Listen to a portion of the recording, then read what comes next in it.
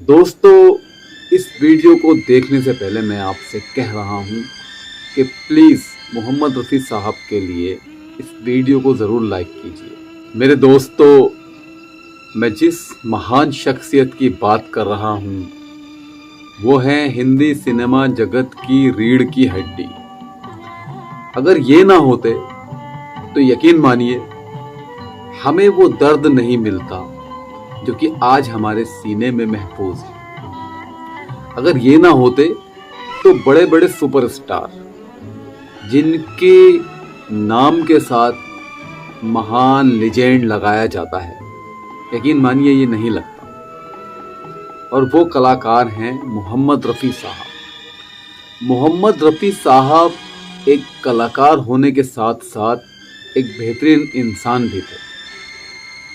मोहम्मद रफ़ी साहब वो हस्ती हैं कि जिन्होंने हमें अपनी ज़िंदगी में दर्द का एहसास कराया, खुशी का एहसास कराया।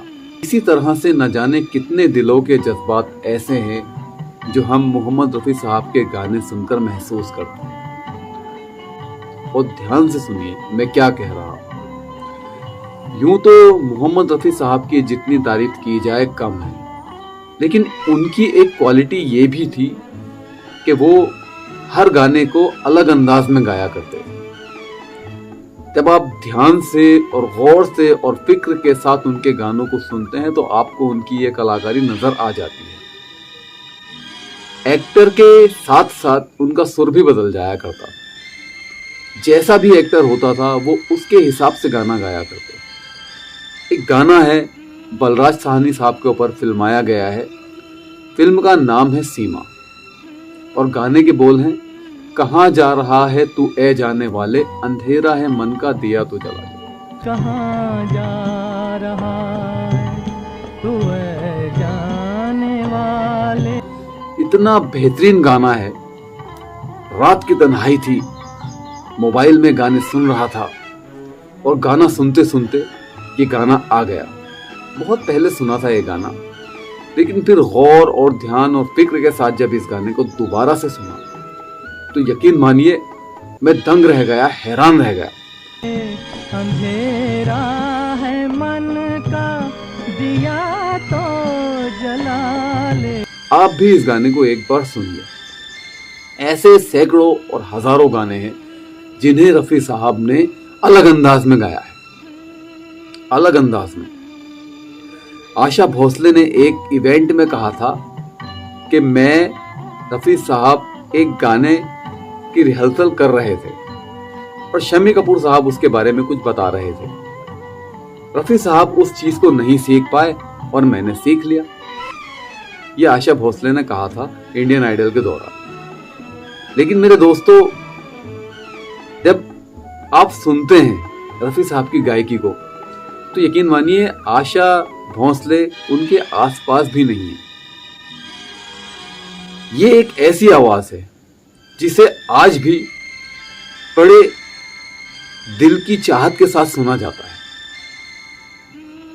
मोहम्मद रफ़ी साहब के चाहने वाले ऐसे ऐसे हैं कि जब उनका जिक्र आता है तो वो गौर और ध्यान के साथ सुनना शुरू कर देते हैं।